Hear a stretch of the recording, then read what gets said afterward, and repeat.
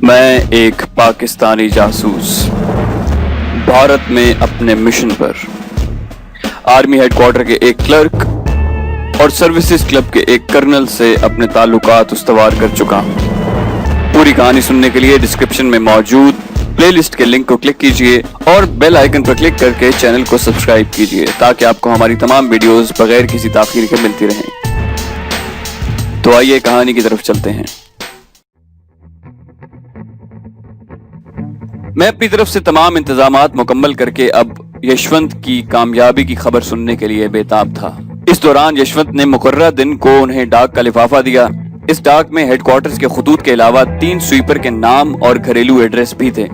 हर एक के नाम के साथ लिखा हुआ था कि वो किस सीनियर अफसर के कमरे की सफाई करता है। इस बार हमने यशवंत की दी हुई डाक की मुनासिब लाइट में तस्वीरें उतारी और कॉपी करने वाली स्लेटों से उनकी कॉपियां भी बना ली, क्योंकि फिल्मों के रोल तो पाकिस्तान पहुंचकर ही डेवलप होने थे और तब ही उनके रिजल्ट का पता चल सकता था।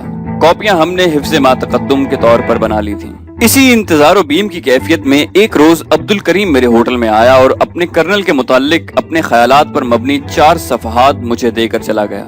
कर्नल शंकर के मुतालिक उसने जो कुछ लिखा था उसका लुब्बे लुबाब ये था कि कर्नल शंकर अगरचे एक सख्त गिर शख्स था और उसे गालियां भी देता था, लेकिन दिल का बहुत नरम था। जब उसको अपेंडिक्स के ऑपरेशन के लिए सीएमएच में दाखिल किया गया तो कर्नल न सिर्फ हर रोज उसकी तीमारदारी को आता बल्कि उसके लिए फल फ्रूट भी लेकर आता।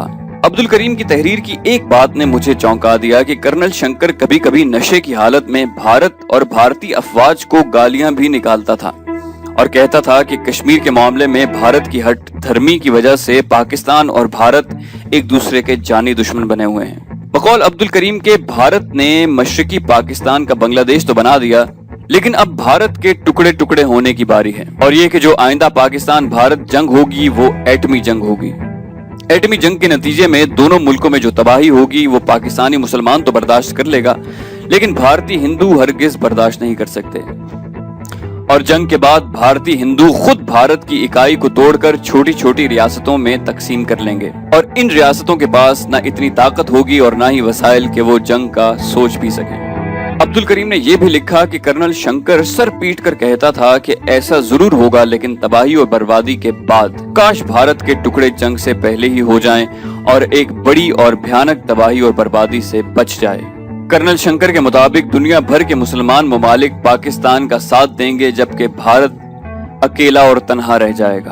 अब्दुल करीम ने लिखा था कि रात को नशे में कर्नल शंकर जो भी कहता उससे अगली सुबह मुझसे जरूर पूछता कि किसी और ने सुना तो नहीं। मुझसे तसल्ली कर लेने के बाद मुझे 10-15 रुपए देकर कहता कि जाओ जान बनाओ। कर्नल शंकर के मुतालिक अब्दुल करीम की तहरीर को मैंने कई बार पढ़ा, बहुत सोचा और बिल आखिर ये नतीजा अखज़ किया कि मैं अब्दुल करीम की निगाह में भारतीय हिंदू और कर्नल शंकर का दोस्त हूँ। उसने जो कुछ लिखा है वो दुरुस्त होगा। अगर अब्दुल करीम को मालूम होता कि मैं मुसलमान या पाकिस्तानी हूँ या कर्नल शंकर का दुश्मन और उसका अफसर होता तो वो पहली सूरत में मुझे खुश करने और दूसरी सूरत में कर्नल शंकर से बदला लेने और उसे नुकसान पहुंचाने के लिए गलत बयानी भी कर सकता था। ये तहरीर खुद उसे भी नुकसान पहुंचा सकती थी, लिहाजा इसे दुरुस्त समझना चाहिए।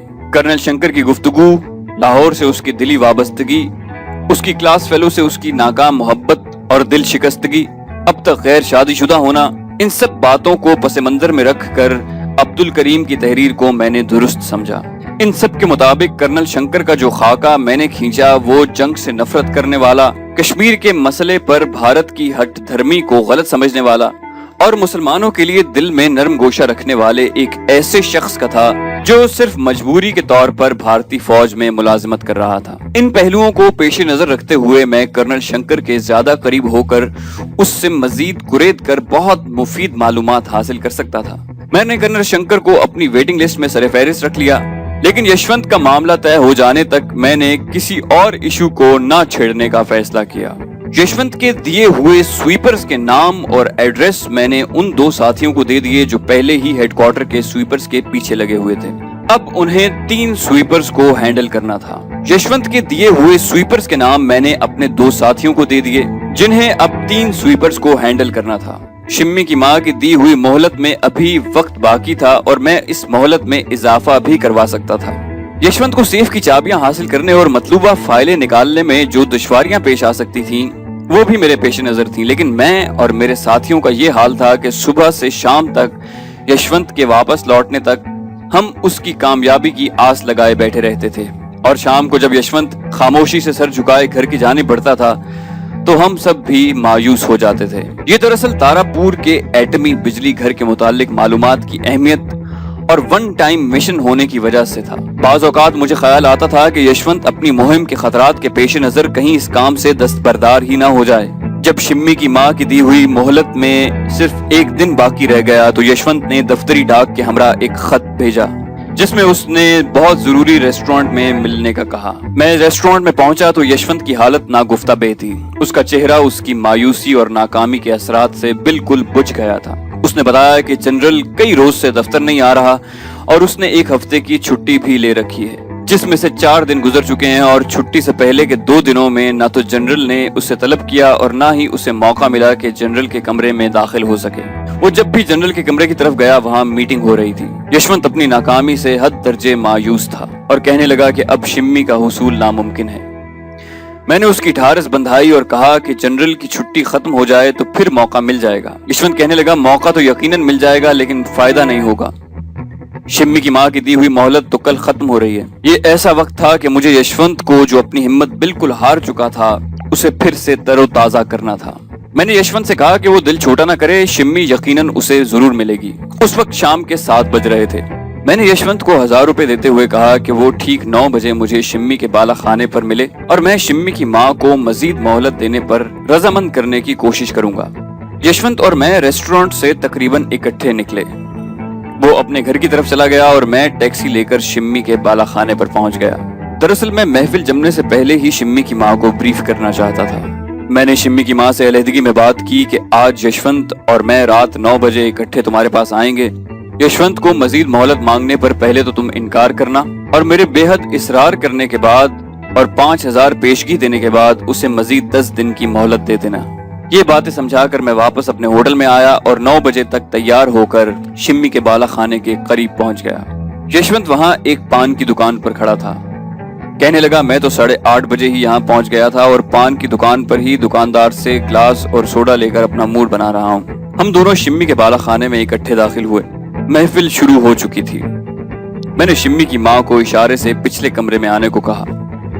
وہ کمرے میں گئی اور ساتھ ہی ہم بھی کمرے میں چلے گئے۔ میں نے یشونت سے کہا کہ جو کچھ کہنا ہے جلدی جلدی کہہ ڈالو۔ یشونت نے مزید مہلت مانگی تو شمی نے صاف انکار کر دیا۔ کہنے لگی صاحبو ہم تو کھلی کتاب ہیں، اس بار ہر طرف شمی شمی ہو رہی ہے، ایک سے بڑھ کر ایک بولی لگانے کو تیار ہے، اور ادھر آپ ہیں کہ دوسری بار مہلت مانگ رہے ہیں۔ شمی کو حاصل کرنا تو ایک طرف رہا، اس کے خواب دیکھنے کے لیے بھی جیب بھری ہونی چاہیے۔ وہ تو آپ پرانے گاہک ہیں اس لیے آپ کو بتا دیا، ورنہ دوسروں کی طرح آپ کو شادی کا دعوت نامہ ہی ملتا۔ یشونت نے کئی بار گڑ گڑا کر مزید مہلت مانگی لیکن وہ ٹس سے مس نہ ہوئی۔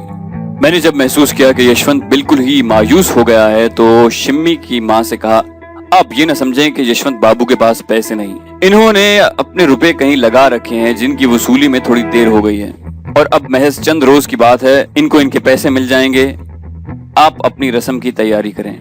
یہ کہتے ہوئے میں نے 5000 روپے شمی کی ماں کو دیے۔ یہ 5000 پیشگی ہیں، آپ آج سے 10ویں روز رسم کی ادائیگی رکھیں، اس سے پہلے ہی آپ کو بقیہ رقم بھی مل جائے گی۔ بڑھیا نے 5000 تو فوراً دبوچ لیے اور بولی بقیہ 30000 تو شمی کے ہوئے، اور رسم کی ادائیگی یوں ہی نہیں ہوتی، اس بازار کے سب بالا خانوں کو دعوت دی جائے گی، ہم اپنے سب گاہکوں کو بھی دعوت دیں گے، رات دیر گئے تک بازار کی سب لڑکیاں مجرا کریں گی، شمی کے لیے جوڑا بھی سلوانا ہے اور یشونت بابو کو شمی کی منہ دکھائی کے لیے 12 تولے کا سیٹ بھی دینا ہوگا، اور یہ سب اخراجات بھی یشونت بابو کو ہی دینے ہوں گے۔ میرے پوچھنے پر شمی کی ماں نے بتایا کہ کل 10,000 روپیہ مزید خرچ ہوگا۔ میں نے کہا کہ وہ بھی 30,000 کے ہمراہ آپ کو مل جائیں گے، آپ بس تیاری کریں۔ سب باتیں طے کر کے ہم کمرے سے باہر ہال میں آ گئے۔ محفل ابھی پوری طرح جمی نہیں تھی، یشونت خوشی سے پھولا نہیں سما رہا تھا۔ شمی کی ماں نے مجھے بیٹھنے کے لیے بہت زور دیا لیکن میں نے ضروری کام کا عذر کر کے معذرت کر لی، جبکہ یشونت خود کو ابھی سے آدھا دھلا سمجھتے ہوئے بڑی شان سے محفل میں بیٹھ گیا۔ اس کی جیب میں میرے دیے ہوئے 1000 روپے اچھل رہے تھے۔ میں نے یشونت سے چلتے چلتے کہا کہ کل شام 7 بجے سنیما کے ریسٹورنٹ میں ملیں گے۔ اگلے روز جب شام کو وہ سنیما میں مجھے ملا تو اس نے میرا بہت بہت شکریہ ادا کیا کہ گزشتہ رات میں نے اس کے خوابوں کو بکھرنے سے بچا لیا۔ वो जब चुप हुआ तो मैंने उसे कहा कि यशवंत बाबू, मेरे बस में जो था मैंने कर दिया, अब आगे आपकी हिम्मत है। 5,000 मैंने शिम्मी की माँ को दे दिए हैं, इससे ज्यादा मैं कुछ नहीं कर सकता। अब आपको बाहर सूरत वो फाइलें लाना होंगी, क्योंकि शिम्मी की माँ ने 10,000 मजीद रस्म की अदायगी के लिए भी मांगे हैं। मैं वो भी अदा कर दूंगा, लेकिन उसके लिए आपको मजीद थोड़ा सा काम और करना होगा।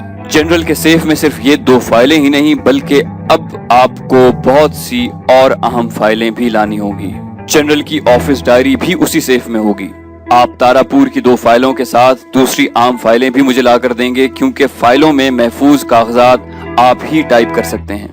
इस जनरल से पहले यहाँ जो जनरल तैनात थे, उनकी ऑफिशियल डायरियां भी उसी सेफ में होंगी, क्योंकि ऐसी डायरियां तबादले के वक्त जनरल हमरा नहीं लेकर जाते, बल्कि आने वाले जनरल की गाइडेंस के लिए उन डायरियों वहीं छोड़ दिया जाता है।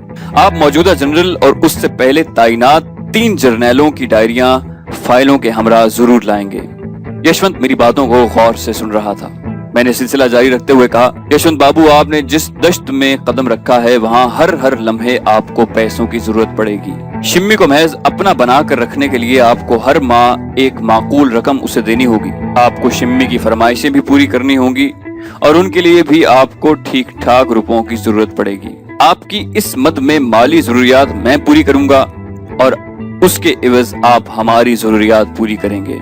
अगर आपका भरपूर ताउन मुझे मिलता रहा तो आपको माली तौर पर परेशानी हरगिज नहीं होगी। इस पर यशवंत कुछ लम्हे तो खामोश रहा और फिर निहायत संभल कर बोला, साहब, मुझे आपके नाम का भी इल्म नहीं, ना आपने बताया और ना ही मैंने पूछने की हिम्मत की। लेकिन शिम्मी के बाला खाने पर आपसे इत्तेफाकन पहली मुलाकात से अब तक जो हालात गुजरे हैं, उनसे मुझे यकीन हो गया है कि आप किस मुल्क के लिए काम कर रहे हैं।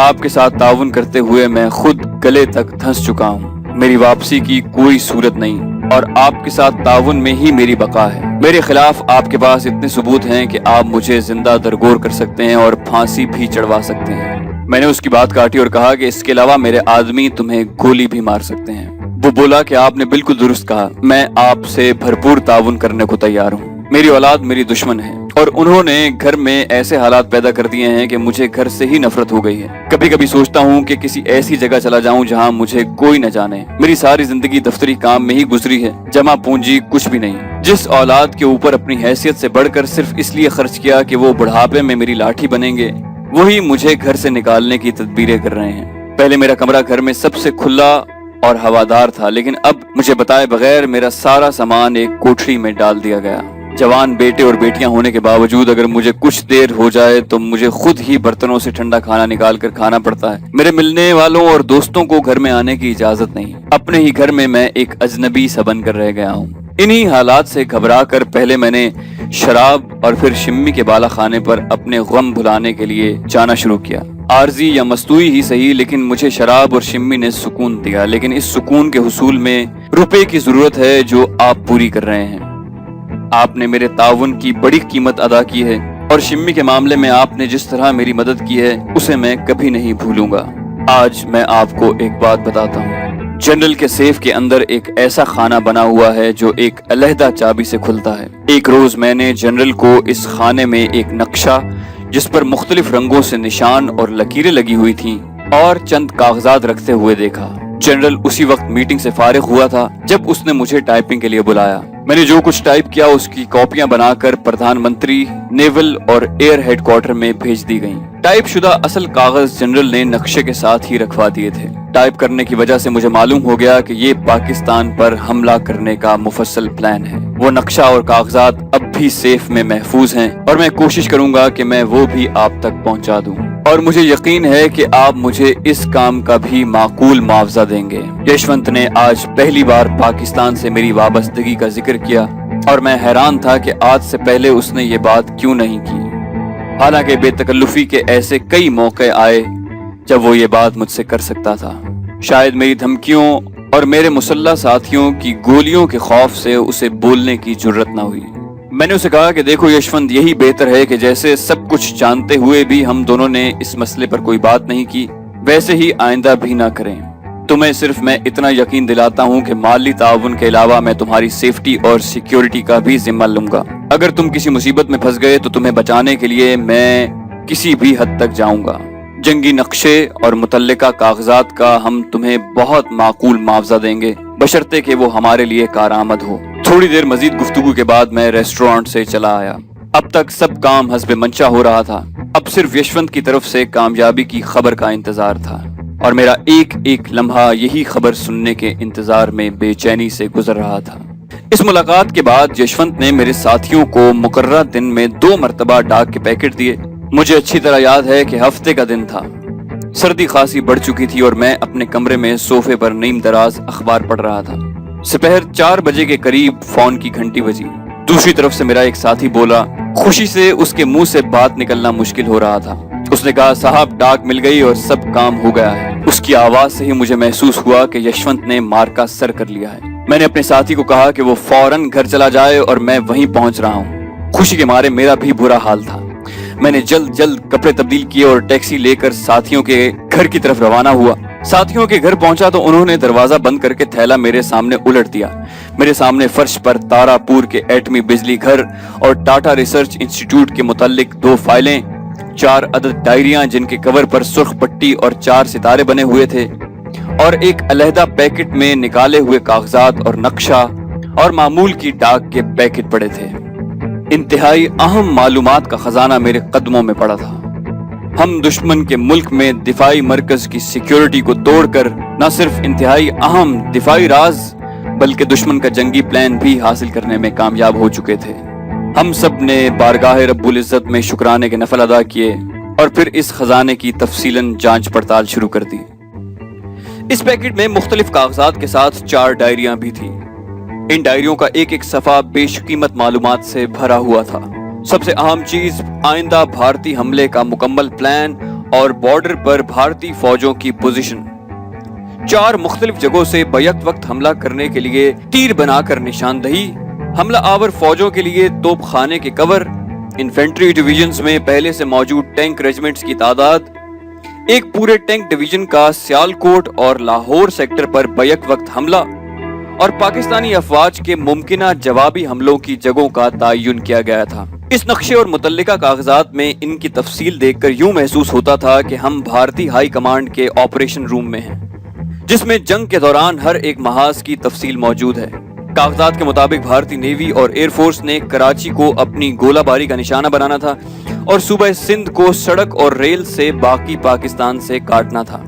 भारत की बॉर्डर सिक्योरिटी फोर्स को बाकायदा अफवाज के साथ मिलकर हैदराबाद और कराची पर कब्जा करना था और भारतीय वजीर आजम को भेजे गए खत में यकीन दहानी कराई गई थी कि अगर प्लान के ऐन मुताबिक हमला किया गया तो 80% यकीनी कामयाबी होगी और कामयाबी की सूरत में मफतूहा इलाकों में फौजी गवर्नर मुकर्रर करने के लिए चंद जर्नैलों के नाम की सिफारिश भी की गई थी। मैंने साथियों के साथ फौरन इन सब की तस्वीरें उतारी और कॉपियां बनाने पर लग गया।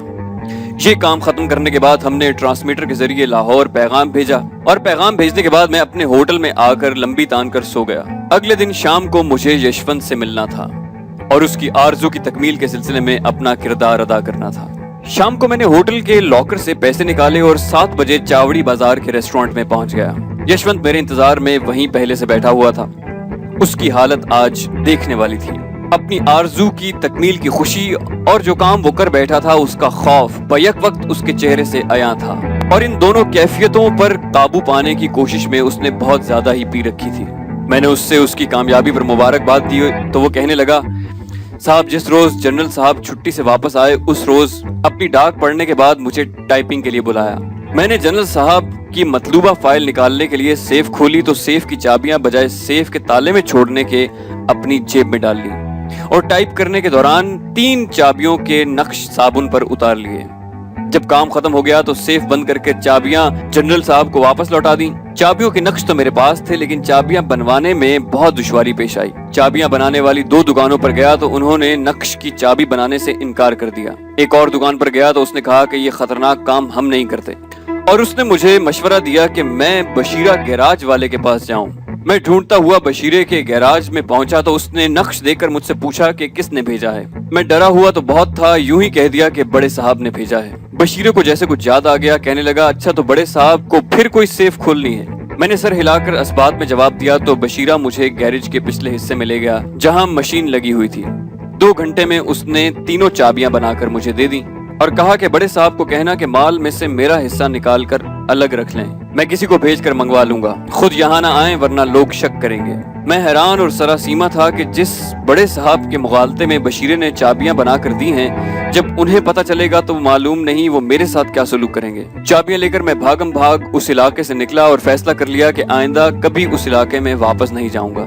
ہفتے کو کام کا آدھا دن ہوتا ہے۔ جنرل صاحب کے جانے کے بعد بھگوان کا نام لے کر میں ان کے کمرے میں گیا۔ چابیاں بالکل صحیح بنی ہوئی تھیں، سیف کھولنے میں کوئی دشواری نہیں ہوئی، اور چند منٹ میں فائلیں، ڈائریاں، نقشہ اور کاغذات اپنے تھیلے میں ڈال کر کمرے سے باہر آ گیا۔ صرف ایک مشکل باقی ہے، کل سوموار کو مجھے جلد دفتر جا کر جنرل صاحب کے آنے سے پہلے سب چیزیں سیف میں واپس رکھنی ہیں۔ یشونت نے مجھے یہ سب تفصیل اپنی بہادری دکھانے اور مجھ سے داد پانے کے لیے سنائی تھی۔ میں نے بھی اسے بھرپور داد دی اور کہا کہ جب اتنا مشکل کام تم نے خوش اسلوبی سے طے کر لیا ہے تو باقی کام بھی تم آسانی سے کر لو گے۔ اس پر یشونت نے کہا، صاحب آپ کا کام تو میں نے سر ہتھیلی پر رکھ کر دیا ہے، اب وہ شمی۔ اتنا کہہ کر وہ رک گیا اور میری طرف سوالیہ نظروں سے دیکھنے لگا۔ میں خاموشی سے اس کی اس کیفیت سے لطف اندوز ہو رہا تھا۔ میں نے چائے ختم کی۔ میری خاموشی کا چند منٹ کا وقفہ یشونت کے لیے صدیوں کی طرح بھاری پڑ رہا تھا۔ اس نے میرا بازو تھام کر التجا کرتے ہوئے کہا، صاحب آپ نے میری بات کا جواب نہیں دیا۔ میں مسکراتے ہوئے اٹھ کھڑا ہوا اور کہا، یشونت بابو تم نے ہمارا کام کیا ہے اور اب ہم تمہارا کام کرتے ہیں۔ یہ سن کر یشونت بھی میرے ساتھ کھڑا ہو گیا۔ ریسٹورانٹ کا بل ادا کر کے ہم باہر آ گئے۔ میں نے اسے آگے آگے چلنے کو کہا اور تھوڑی دیر میں یشونت اور میں شمی کے بالا خانے پر پہنچ گئے۔ ہم نے شمی کی ماں کو پچھلے کمرے میں بلایا۔ یشونت جو شمی کی ماں کے ساتھ پہلے ہی بھیگی بلی بنا ہوا تھا، آج اس کے انداز ہی کچھ اور تھے اور وہ بڑھ بڑھ کر باتیں کر رہا تھا۔ کافی دیر تک وہاں معاملات طے ہوتے رہے۔ بالآخر یہ فیصلہ ہوا کہ شمی کی ماں کو فی الحال مزید 20,000 روپے دیے جائیں اور بقیہ رقم رسم کے طے ہونے کے دن اسے دے دی جائے۔ میں نے 20,000 یشونت کو دیے اور یشونت نے وہ فوراً ہی شمی کی ماں کو دے دیے۔ یشونت نے مطالبہ کیا کہ آج محفل کے دوران شمی کی ماں تمام تماش بینوں کے سامنے اس رسم کا اعلان کرے۔ شمی کی ماں کو بھلا کیا اعتراض ہو سکتا تھا؟ میں نے یشونت کے مطالبے پر 2,000 روپے اسے دیے۔ یشونت وہیں بیٹھ گیا اور میں واپس چلا آیا۔ یشونت اس کہانی میں اپنا کردار بخوبی ادا کر چکا تھا۔